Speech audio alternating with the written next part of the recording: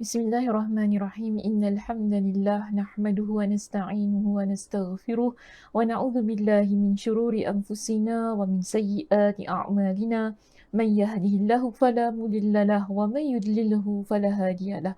Wa asyhadu an la ilaha illallah wahdahu la syarika lah wa asyhadu anna Muhammadan 'abduhu wa rasuluh. Amma ba'd. Rabbi shrah li sadri wa yassir li amri wahlul 'uqdatam min lisani yafqahu qawli. Rabbi zidni ilma warzuqni fahma. Allahumma inna nas'aluka ilman nafi'a wa rizqan tayyiba wa amalan mutaqabbala. Assalamualaikum warahmatullahi wabarakatuh. Apa khabar jemaah kita di Masjid An-Naim pada malam ini? Saya harap semuanya dalam keadaan yang sihat sejahtera hendaknya dan juga sudah bersedia untuk mengikuti sambungan perbincangan kitab kita Wiqayatul Insan. Dan Alhamdulillah pada malam ini kita sudah masuk ke subtopik yang berikutnya. Jangan lupa kita masih lagi membincangkan tentang zikir, membenting diri dengan zikir-zikir kepada Allah Subhanahu Wa Taala. Dan pada malam ini kita masuk kepada dua zikir yang berkaitan dengan rumah. Okey, zikir-zikir yang berkaitan dengan rumah. Apa maksudnya? Okey, begini. Topik kita berada di muka surat yang keberapa? Sebentar ya. Okey. Topik kita zikir keluar dan masuk rumah. Yes, berkaitan dengan rumah. Yang mana bermula dari muka surat 509. Bermula dari muka surat 509, kita akan membincangkan zikir-zikir yang diajarkan oleh Nabi SAW berkaitan dengan keluar dan masuk rumah. Kita pergi kepada topik kita yang pertama pada malam ini, iaitu zikir ketika keluar dari rumah. Bermula dari muka surat 509 ya, di situ. Ada dua zikir yang disenaraikan oleh pengarang kitab di dalam perbincangan ini. Baik, kita lihat ya zikir yang pertama yang beliau senaraikan. Di sini ya, zikir yang pertama berbunyi Bismillahi tawakkaltu ala Allahi la hawla wa la quwwata illa billah. Sekali lagi saya ulangi. Bismillahi tawakkaltu ala Allahi la hawla wa la quwwata illa billah. Maksudnya, dengan nama Allah, aku bertawakal kepada Allah. Tidak ada daya dan kekuatan ataupun tidak ada daya dan upaya kecuali dengan izin Allah ataupun dengan kekuatan dan upaya yang ada pada Allah Subhanahu Wa Taala. Baik, ini zikir kita yang pertama ya jemaah, yang mana zikir ini berdasarkan dari sebuah hadis yang diriwayatkan dari Anas ibn Malik radhiyallahu an, yang mana beliau berkata, Rasulullah di sini saya ambil hadis yang merupakan petunjuk dari Nabi sallallahu alaihi wasallam itu tadi, yang mana dia berkata, anna Nabiy sallallahu alaihi wasallam qala, idza kharaja ar-rajulu min baitihi faqala bismillahi tawakkaltu 'ala Allah la haula wa la quwwata illa billah. Qala yuqalu hina idhin hudita wa kufita wa wuqita. Fatanahha lahu asyayatin fayaqulu lahu syaitanun akhar kaifa laka birajulin qad hudiya wa kufiya wa wuqiya. Okey, boleh faham? Dalam kitab kita ada terjemahannya ya jemaah. Okey, siapa yang ada kitabnya boleh rujuk kepada terjemahan yang terdapat dalam kitab ataupun kita baca terjemahan di sini bagaimana Nabi SAW menceritakan tentang keadaan seseorang yang mana ketika dia nak keluar rumah, dia membaca doa tadi. Apa doanya? Bismillahi tawakkaltu 'ala Allah la haula wa la quwwata illa billah. Okey, Bismillahi tawakkaltu 'ala Allah. Dalam kitab kita ya ada baris yang silap di situ. Sila betulkan ikut kepada apa yang terdapat di slide ustazah. Okey, sebab ada baris yang silap di dalam kitab kita ini. Jadi sila rujuk di dalam slide saya, okey. Contoh rujuk slide yang inilah ya. Bagaimana baris yang betul, sila betulkan ya. kesalahan-kesalahan yang terdapat dalam kitab. Jadi bismillahi tawakkaltu 'ala Allah la haula wala quwata illa billah. Okay, ada juga tertinggal perkataannya di situ. Jadi boleh rujuklah kepada slide saya bagi membetulkan apa yang tersilap daripada sudut typing errornya lah yang terdapat di dalam kitab. Baik. Jadi di dalam hadis ini Nabi SAW menceritakan, Nabi kata apa? Di sini Nabi berikan kepada kita dengan satu ajaran ataupun satu petunjuk, panduan kepada kita sebagai umat Nabi SAW apabila kita ni nak keluar dari rumah itu tadi. Kita baca Bismillahi tawakkaltu 'ala Allah la haula wala quwata illa billah. Nabi kata orang yang membaca doa ini ketika dia nak keluar dari rumahnya, Nabi SAW pun menyebutkan pada terjemahannya di situ, kita dapati dikatakan maka pada saat itu akan dikatakan kepadanya, kamu telah mendapat petunjuk, telah diberikan kecukupan dan mendapat penjagaan ataupun mendapatkan perlindungan sehingga syaitan-syaitan menjauh darinya. Jadi seseorang yang mana dia membaca zikir ini ketika dia keluar dari rumahnya, di sini disebutkan tentang diberikan kepada orang itu dengan kecukupan, dengan perlindungan dan juga petunjuk. Dan apabila telah diberikan ketiga-tiga perkara tersebut, syaitan akan menjauh daripada dia. Ini kita panggil sebagai salah satu bentuk benteng diri kita daripada gangguan jin dan syaitan.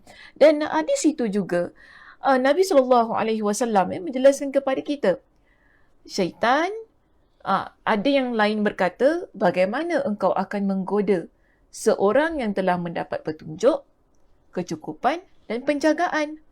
Jadi ini persoalan yang ataupun kemusykilan, bukan kemusykilan, maksudnya persoalan yang dipertanyakan oleh syaitan kepada syaitan lain. Orang ini tadi, dia keluar, dia dah baca Bismillahi tawakkaltu 'ala Allah la haula wala quwata illa billah.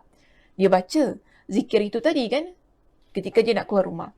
Jadi Nabi kata orang ini, Allah Subhanahu Wa Taala akan lindung dia, berikan petunjuk kepada dia dan berikan kecukupan kepada dia. Dan syaitan akan menjauh daripada orang itu tadi. Dan dalam situasi ini, ada syaitan lain berkata kepada syaitan lain, macam mana kita nak goda dia?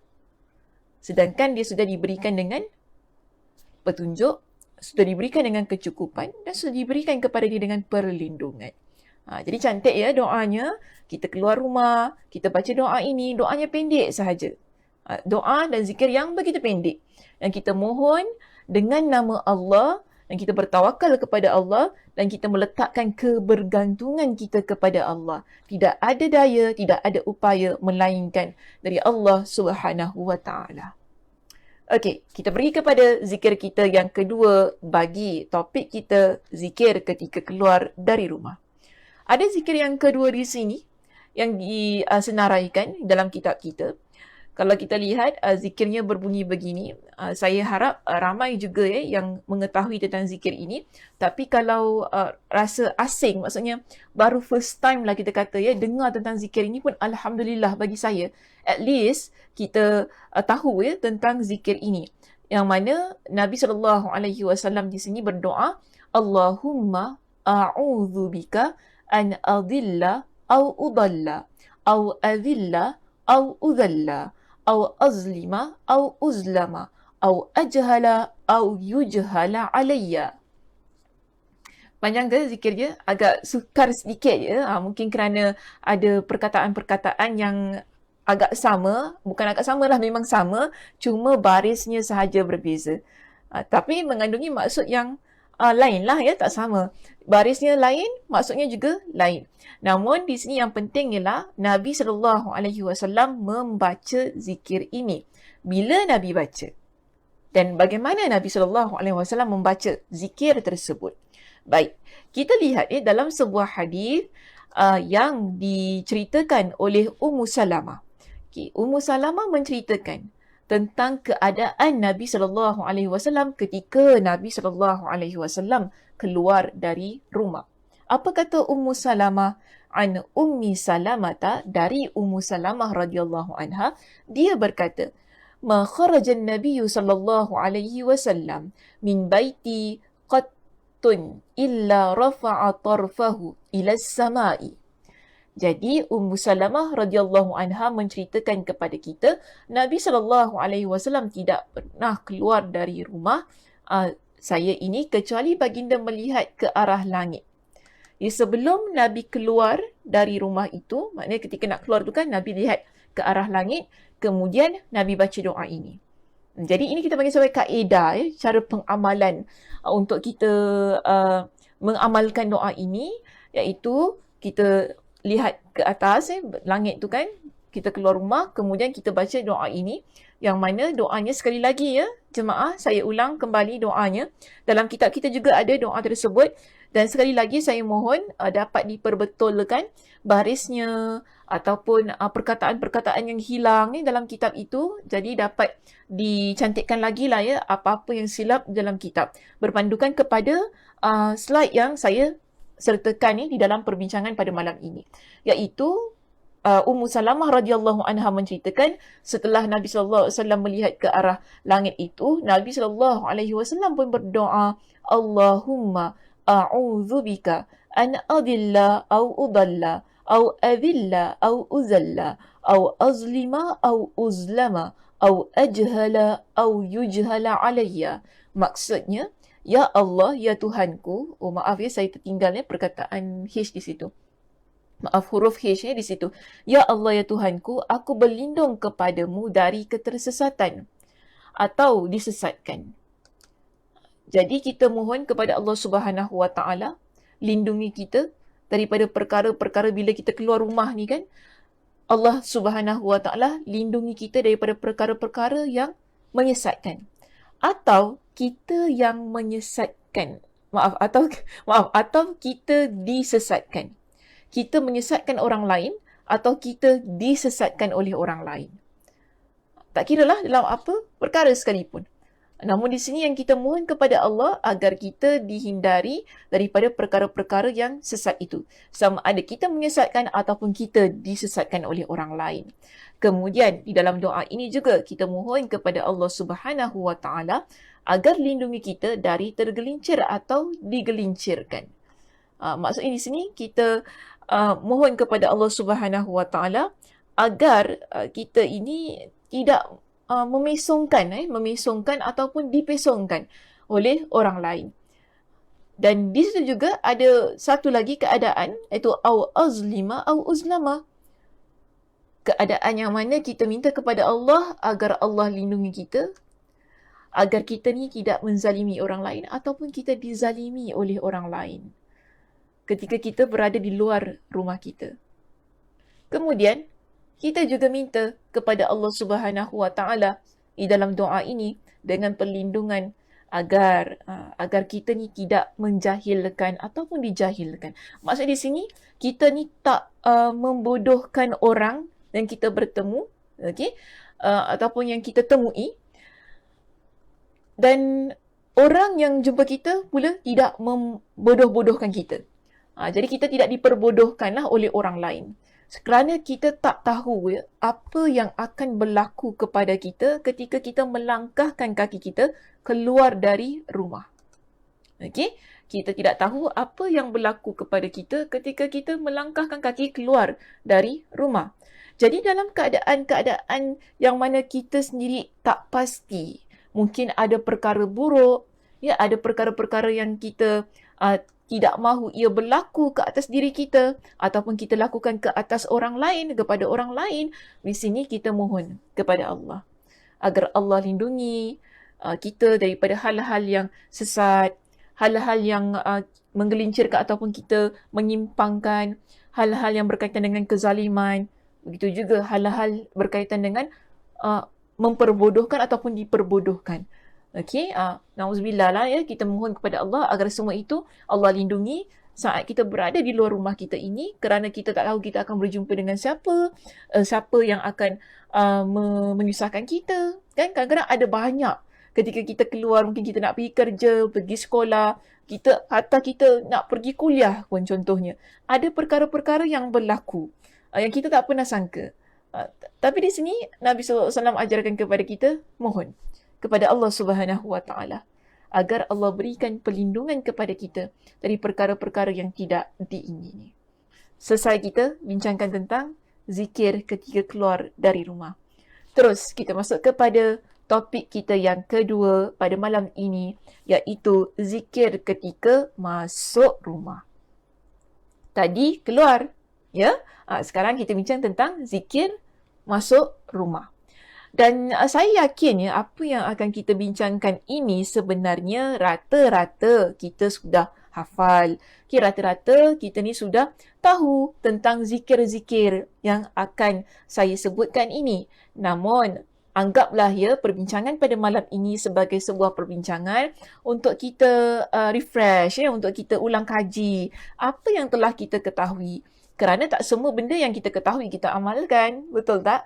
Mungkin pada malam ini, mungkin dah belajar dulu, tapi hari ini bila kita ulang kembali, ya Allah, saya belum hafal lagi doa ini. Hari itu memang Ustazah dah ajar, tapi saya tak teramal pula doa yang ini. So sekarang, bila malam ini kita ulang kembali, saya mengharapkan mudah-mudahan ianya menjadi motivasi kepada diri kita untuk kita terus mengamalkannya. Okey, kita masuk kepada zikir kita yang kedua di sini berkaitan dengan zikir.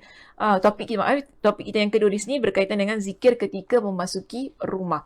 Masih lagi di muka surat 509 yang mana kita akan bawa ke muka surat 510. Baik, zikir yang pertama. Okay, kita ada dua zikir yang disenaraikan oleh pengarang kitab berkenaan dengan zikir zikir ketika masuk rumah. Ustazah pun dah confused keluar masuk ni kan. Zikir ketika masuk rumah. Baik, di sini ada satu keadaan yang mana tadi pun Ustazah kata kita dah tahu dah sebenarnya. Mungkin kita lupa ataupun mungkin kita tak ingat untuk mengamalkan. Jadi kalau yang dah tahu, yang dah amalkan, alhamdulillah. Baik, ada sebuah hadis yang diriwayatkan oleh Imam Muslim yang mana Nabi SAW menyebutkan di sini, "Idza dakhala ar-rajulu baitahu fadzakara Allah 'inda dukhulihi wa 'inda ta'amihi qala asy-syaitan la mabita lakum wala 'asha'a." Nabi SAW mengingatkan kepada kita, apabila seseorang dia masuk ke rumah, kemudian dia menyebut nama Allah ataupun dia berzikir kepada Allah, dan kita juga pernah bincangkan bahawa menyebut nama Allah di sini ialah dengan membaca bismillah. Bila kita masuk rumah, kita baca bismillah, apa yang akan berlaku? Syaitan, kita kan kepada kita bahawa syaitan ni dia tidak akan boleh bermalam dan dia tidak dapat makan dalam rumah kita. Ini yang disebutkan. Okey? Yang mana kata, maka syaitan berkata, kalian tidak dapat menginap dan tidak dapat makan malam di rumah orang ni lah. Sebab apa? Tadi dia masuk rumah, dia menyebut nama Allah, itu dia membaca bismillah. Jadi keutamaan bismillah itu kita lihat. Sekejap sakit pula tekak susah ni. Baik, jadi keutamaan bismillah di sini kita lihat ialah ketika seseorang dia mengamalkannya untuk perlindungan, dia masuk rumah, dia baca bismillah, syaitan tu tak masuk rumah dia. Begitu keadaannya. Baik, seterusnya kita lihat di sini, Nabi SAW juga mengingatkan kepada kita, wa idza dakhala falam yadhkurillaha inda dukhulihi. Sebaliknya, bila seseorang itu dia masuk ke dalam rumah dan dia tidak menyebut nama Allah ataupun dia tak baca bismillah tadi, ketika dia masuk, syaitan pula akan kata adrakkumul mabit. Kalian ada tempat bermalam. Dia boleh bermalam di rumah kita. Boleh ikutlah, itu maksudnya. Kemudian, maksudnya ikut masuk. Kemudian, di akhir sekali, Nabi SAW juga menyebutkan dalam hadis ini, wa idza lam yadhkurillaha 'inda ta'ami, dan ketika dia makan, bila dia nak makan, kemudian dia tak baca bismillah, apa yang berlaku? Qala adraktumul mabita wal 'asha'a.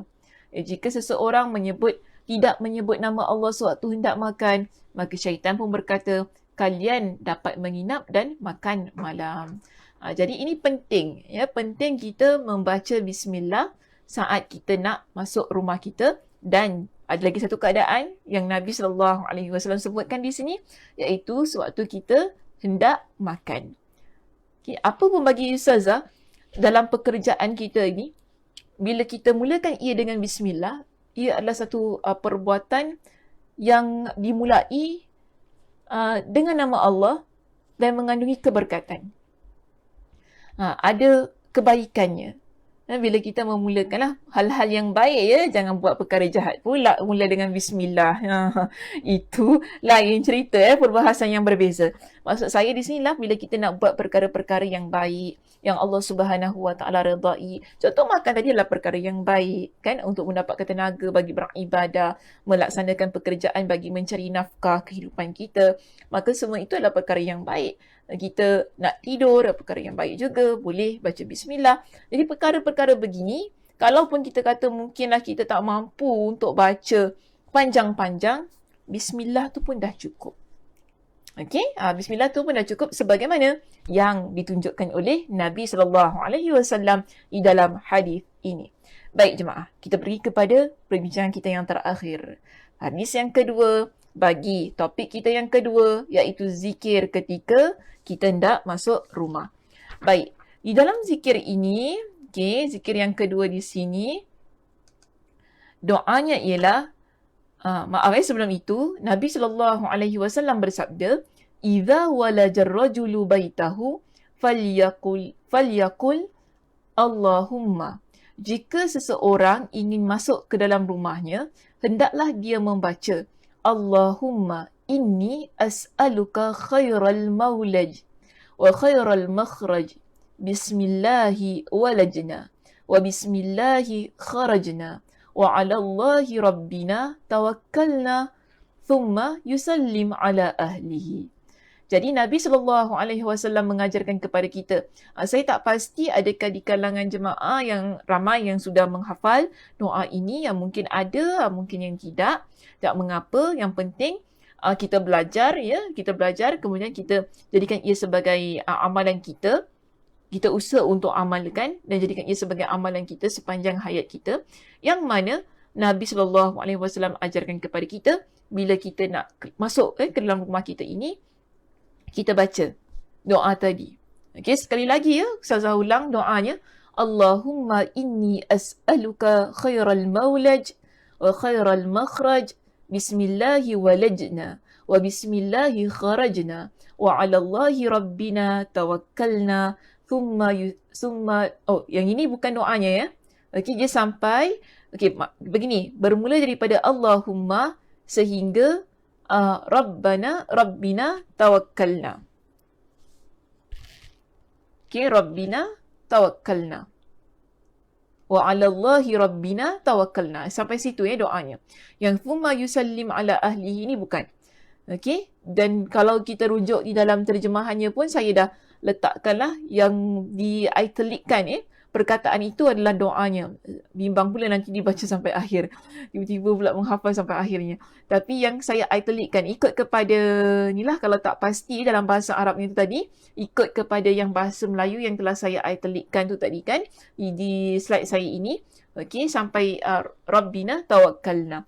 Yang mana maksudnya, ya Allah, sesungguhnya aku minta kepadamu kebaikan, tempat masuk dan tempat keluar.